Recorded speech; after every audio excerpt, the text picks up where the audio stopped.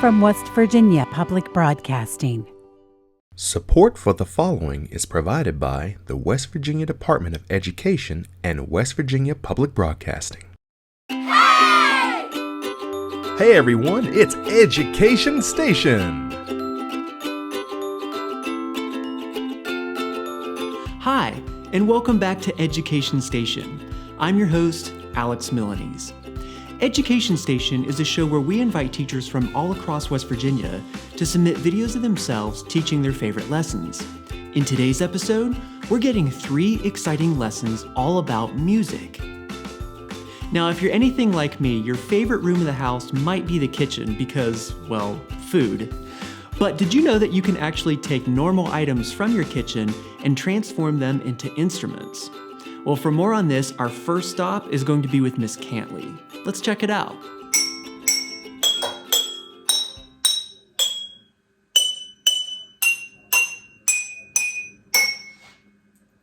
Hey, I was just jamming out with my musical glasses. I bet you have some glasses at home that you could make some musical glasses with. But first, it might be important to understand how I came up with all these pitches. Well, if you've ever discovered the instrument families, you probably know that there are big instruments like the tuba, and there are littler instruments like the trumpet. When you blow the air in the trumpet's a lot littler and shorter, so the vibrations that your air make, they don't have very far to travel, so therefore the vibrations are faster and it makes the trumpet sound higher. But think about that great big tuba and all the tubing, and it's so big. It takes that air a long way to get through that tuba, therefore slowing the vibrations and making it have a lower sound. So you can kind of use that same principle when you're thinking about the glasses. Now, here at my house, I had a lot of different glasses. So here was the biggest one I had. And I had one that was kind of medium. And then I had a regular glass. And then I had a little bitty glass. All right, so I'm going to play each sound and we're going to see which ones are higher and which ones are lower. So here's the little teeny glass. Here's my regular glass. A little bit bigger glass. And my big cylinder. Which one did you think was higher? The little one? Yeah, it's kind of like the trumpet.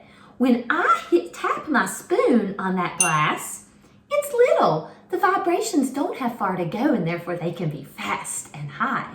But when I tap on the big one, it takes the vibrations longer because it's so big, therefore making a lower pitch.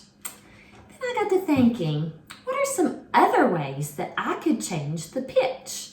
So I decided to put something in my glasses. So I'm going to take 2 glasses that are exactly the same. I'm going to get some water, and I'm going to pour this water into one of the glasses. Ooh, it's very thirsty.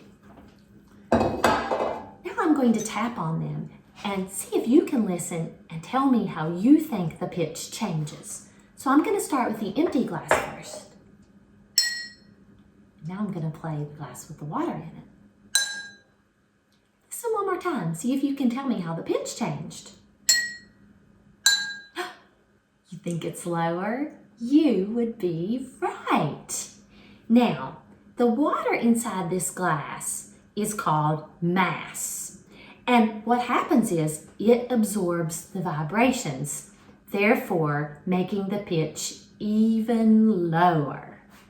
So now that I know the size of the glasses and the amount of water I put in the glasses affects my pitch, I was able to create my own musical glasses.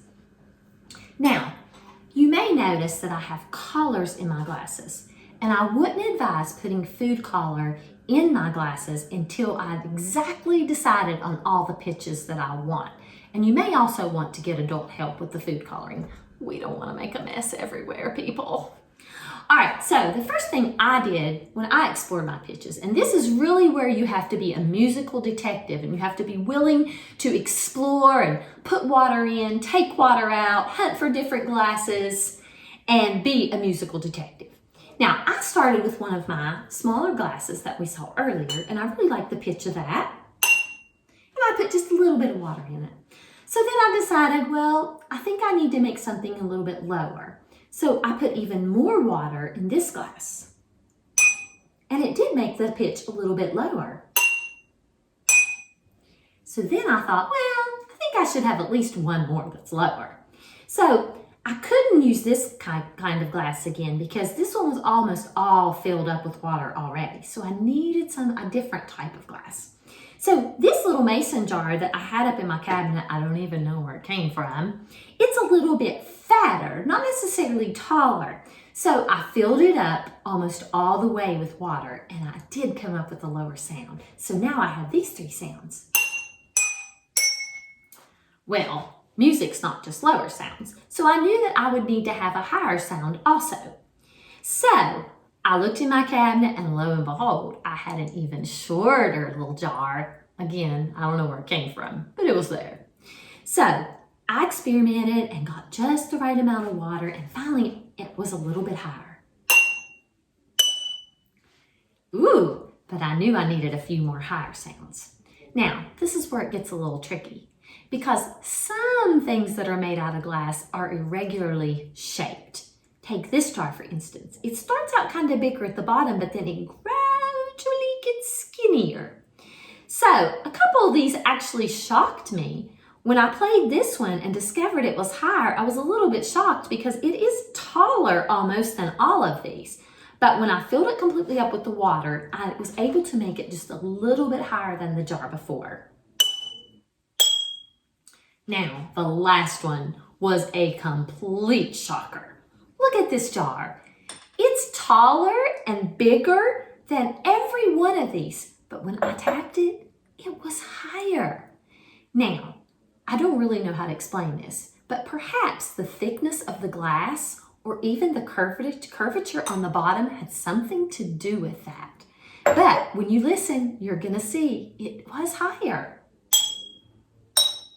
And all I had to do was put a little teeny tiny bit of water in it. Now, once you get your pitches, I would suggest that you arrange them from lowest to highest. Now, I did my food coloring based on the collars of boom whackers and handbells. And if you've ever played those before, you know that certain collars represent certain notes. For instance, red is C, orange is D, E is yellow, F is green, G is turquoise, and A is blue. Now, you don't have to do that. You can make yours any color that you want, but again, make sure you get adult help and don't make a mess. All right, now, I decided to play specific songs. I thought songs that I knew really well and I could figure out. So, Mary Had a Little Lamb, Itsy Bitsy Spider, or Twinkle Twinkle Little Star. Now, sometimes you can use your ear and just play until you find the pitches. But if you need a little help, I found a site called singing-bell.com, and they have all kinds of songs on there. And I actually just Googled Mary Had a Little Lamb, melody, music, and I found this singing bell. And when you Google, you could also add the singing-bell to it, and you should be able to click on the music. Now, what it does is when you look at the music, you can see if the notes are close together. They're what we call steps. So for instance, this would be one step down. This would be one step up. And you can see where the music goes up and down. Now, music's not all close together steps. Sometimes the notes will do skipping or jumping. This would be an example of a skip. See how I skipped this poor little jar right here? And sometimes, like Twinkle Twinkle, you'll have a big jump.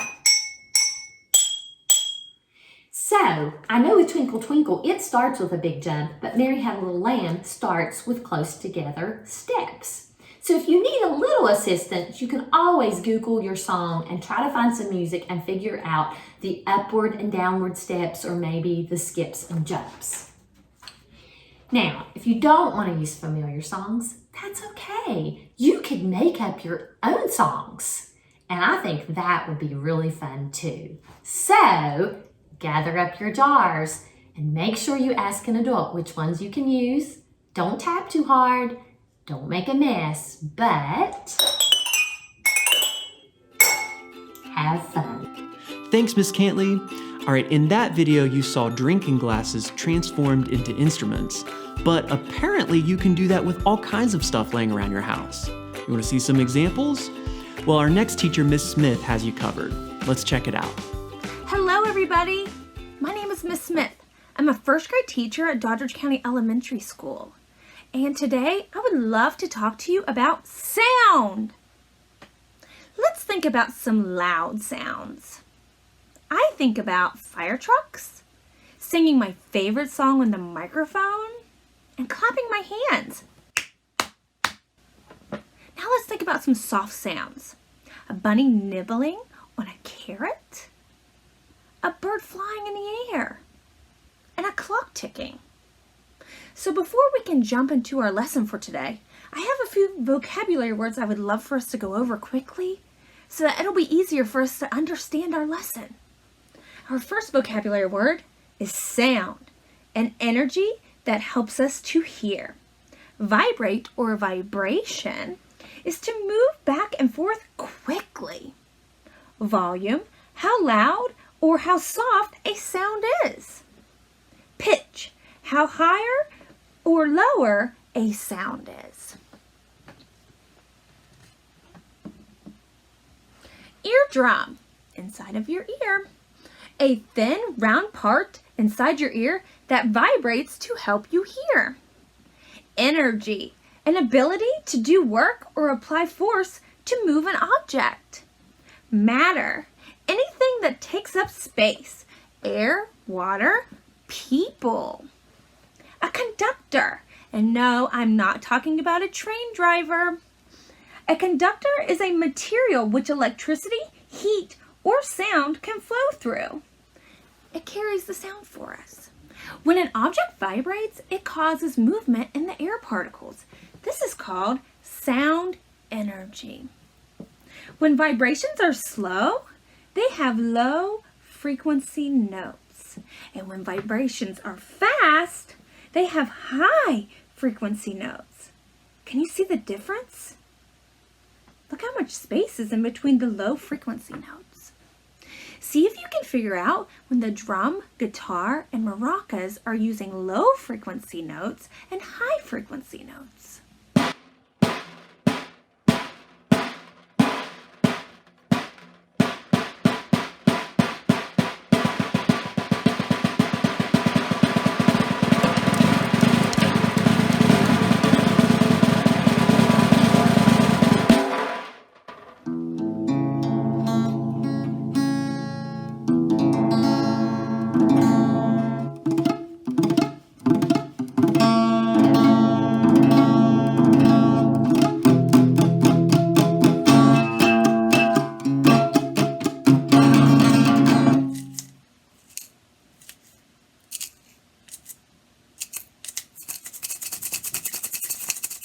Could you figure it out?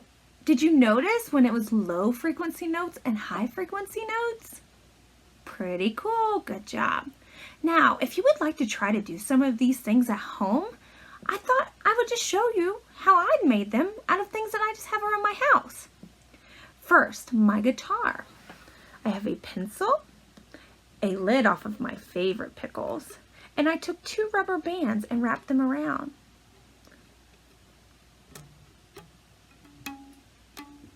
Right there, homemade guitar.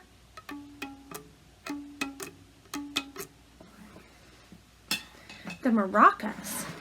I have a peanut butter jar and I put sand inside. Listen. I also took beads from the drum set and I put them inside one of the Easter eggs.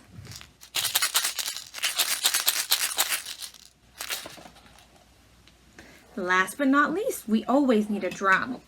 I took one of my favorite coffee cups. I put saran wrap on top. I made it tight. And I put a rubber band around it. Here's some sprinkles. Make sure you ask your parents if it's okay for you to borrow some. Pour them on top. Not a bunch. I'm already making a mess. Then you can use your finger, a pencil, a marker, a straw to watch the sprinkles dance. Very cool, huh? See what you can find around your house, and maybe you can make some things as well.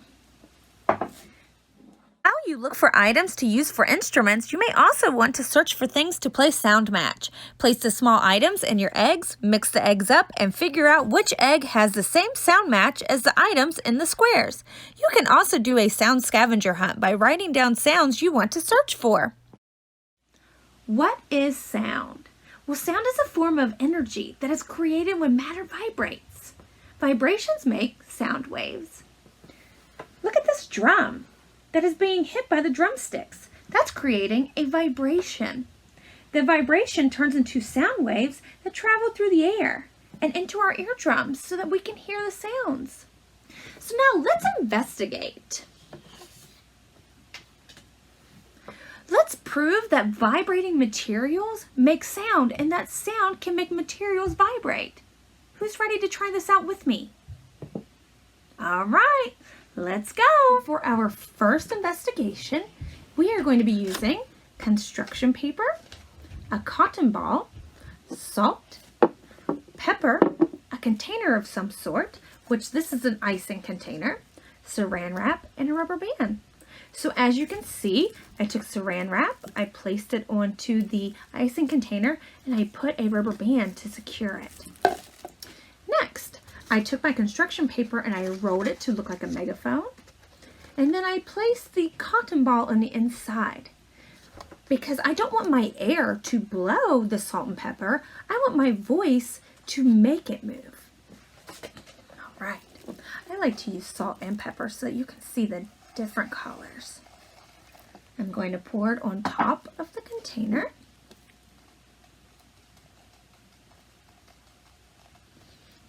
And let's see if the sound of my voice can make the salt and pepper vibrate. Here goes nothing. Hello!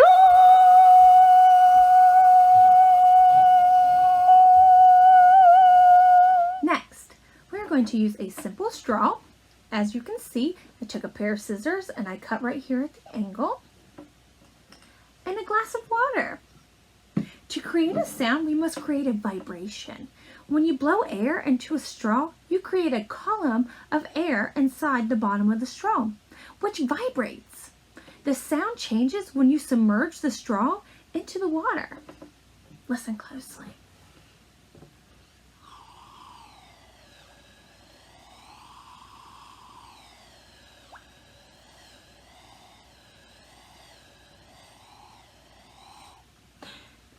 Did you hear that? You reduce the volume of vibrating air, and that changes the pitch of the sound waves. Listen again.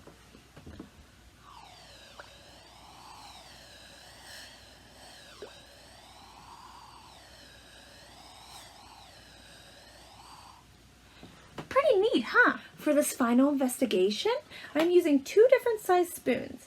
One is a serving size and one is a regular size. You can use forks or knives for this. I have decided to use a large spoon and a smaller spoon so that I can hear different pitches. Remember, that's how high or how low a sound is. I have tied yarn to both of these spoons. And I have a painter stick. You can also use a wooden ruler. What we're going to do is use the yarn as our conductor that is going to carry the sound to my ears. By doing this, we'll be able to see if by using a ruler to vibrate the spoons, will we have sound? Well, let's find out.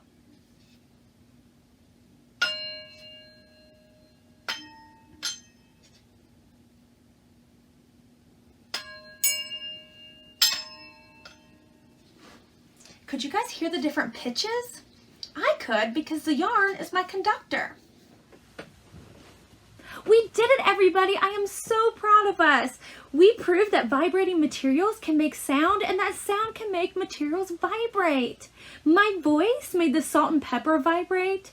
Using a ruler to vibrate the spoons made a sound, and blowing air through a straw created a vibration, which again made a sound! Pat on the back for all of us. Well, I hope that you enjoyed learning about sound with me today, because I really enjoyed teaching you. Thanks for having me. Thanks, Miss Smith. Okay, our final stop is going to be with Miss Buys, who has an awesome lesson on the science behind music. Let's check it out. Hi everybody, I'm a music teacher and I frequently tell my students that music is a part of every subject. It contains math, science, history, movement, language arts, visual art, and as many of us know from experience, it's a part of everyday life. But today we're going to look at the science of sound. What is required for a sound to be heard? What are ways that sound is created? All sound, just like light, travels in waves. Unlike light, we can't see sound waves. The sound waves vibrate through the air, making the air molecules move, which causes vibration that enters our ear. Our ear sends an electronical trigger to our brain and registers, oh, I heard a violin, or I heard a thunderclap. The definition of sound is vibration perceived by our ears, what we individually hear. And vibrations are the small waves that make back and forth movements.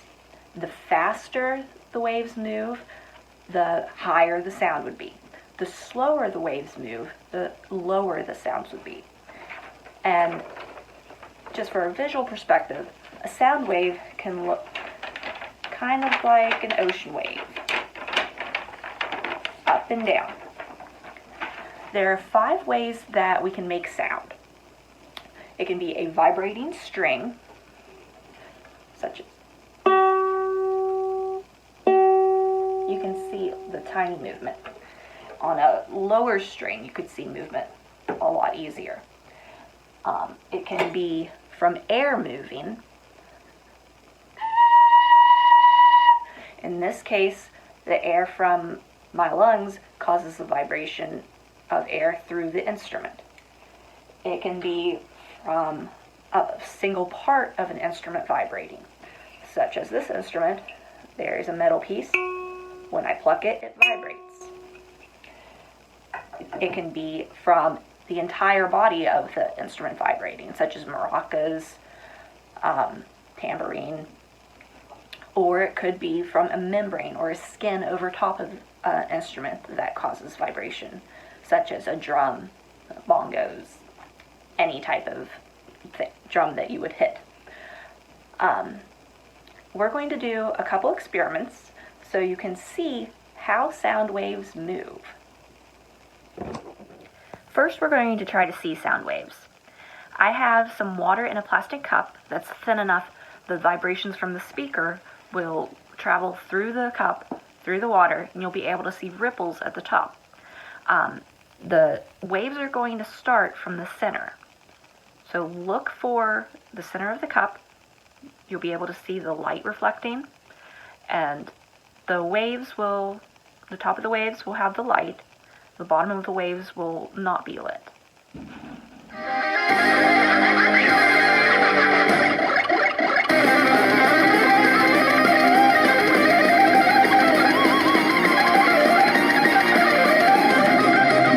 Okay, in this experiment, we're going to see how our eardrum works. The plastic wrapped tightly over the cup is the eardrum. And since we can't see sound waves, I put some small oats on top, and whenever we have sound, the vibration onto the plastic will make the oats move. So watch for small movements.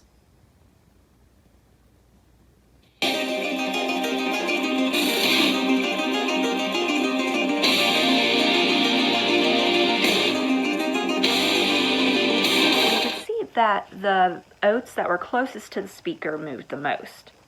If it were a louder sound or a thinner cup, you would be able to see more movement from the center of the plastic. And finally, we're going to make an instrument at home. You need a straw and scissors. It will be a straw trumpet. The pointed part at the top that goes in your mouth will be what makes sound.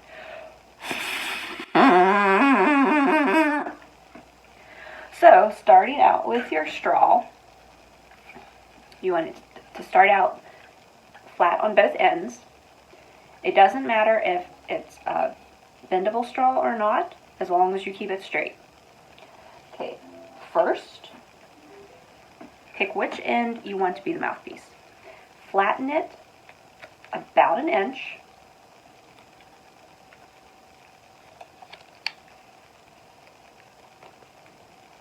About that far. And with your scissors, and you may need some help from an adult, cut an angle at both sides so it looks like an arrow.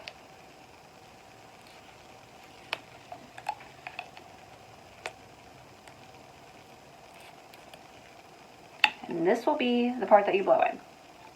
All of this flat part will go in your mouth.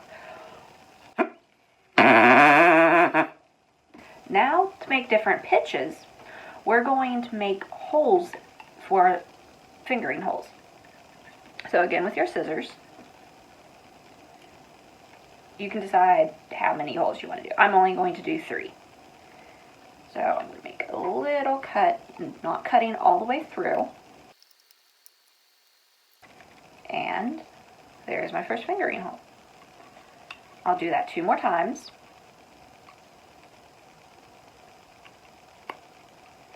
They can be any size as long as they don't go all the way through. However many holes you make and the size of the holes will determine what pitches your straw trumpet can play.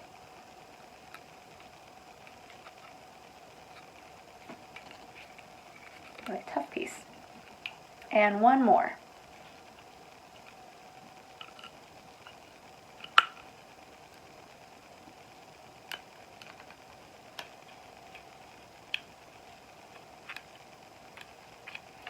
And ta-da! We have a straw flute with 3 finger holes, or a straw trumpet. Okay, so I can cover whichever ones I want.